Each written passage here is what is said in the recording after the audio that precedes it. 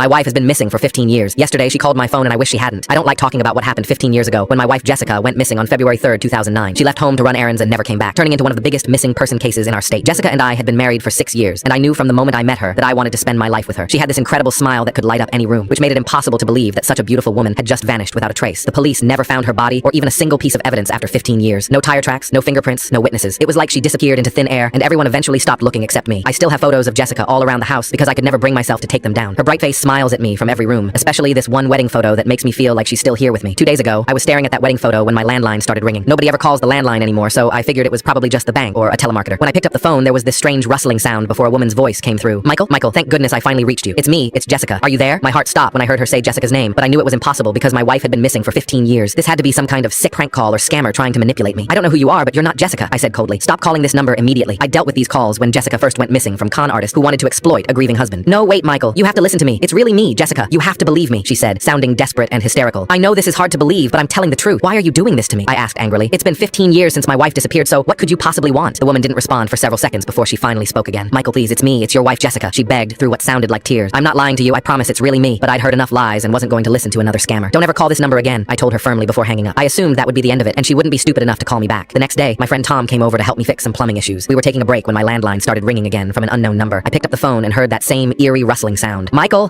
thank goodness I finally reached you. It's me. It's Jessica. Are you there? It was definitely the same woman using the exact same words as before. I told you not to call this number, I hissed before hanging up. Tom looked confused about what was happening. Who was that? Yeah, I heard you mention Jessica's name. Just some prank caller pretending to be Jessica, I explained. I thought I'd left all this behind when I changed my phone number. Tom suggested I report it to the police, but I said there was no need. The next morning, I woke up, and as soon as I walked downstairs, the phone started ringing again. I decided to give her a stronger warning about involving the police, which would definitely scare her away. I picked up the phone and heard that same rustling sound that made shivers run down my spine. Michael, thank goodness I finally reached you. It's me. It's Jessica. Are you there? If you don't stop calling, I'll have no choice but to involve the police, I warned her. This is harassment, and if you want money, you should try conning someone else. I hung up before she could respond. The next morning, I was woken up by loud, persistent ringing. I rushed downstairs to catch the call so I could threaten legal action. I picked up the phone and heard that familiar, creepy rustling. Michael, thank goodness I finally reached you. It's me. It's Jessica. Are you there? I gave you a warning that if you called again, I would take legal action, I said loudly. You've gone too far now. Michael, no. It's really me. I would never lie to you. It's me, Jessica, your wife, she pleaded in that high-pitched voice I couldn't stand. You're not Jessica, and I know you're not Jessica, I told her bitterly. I will be taking action, so goodbye. I know that woman wasn't Jessica, and I know it for an absolute fact. I know it because on February 3rd, 2009, Jessica was killed, and I was the one who killed her. Jessica was incredibly beautiful, and I couldn't believe my luck when she started showing interest in someone like me. I loved her for every second of our marriage, even when I discovered she was cheating on me with one of her coworkers. I had accidentally found romantic messages between them where she was planning to leave me for him. I couldn't let that happen because I couldn't bear to lose her, so I killed her because it was the only way she would be mine forever. When the police arrived, I told them she had gone out to run errands and never came home, which became the lie that ended up on national news. 15 years passed, and no one ever saw through my story. I was about to walk upstairs when I heard a small tapping at the window, followed by the sound of it opening. Then I heard that rustling sound right here in my own house, which paralyzed me with fear. Michael, thank goodness I finally reached you. It's me. It's Jessica. Are you there? The voice was coming from inside the house.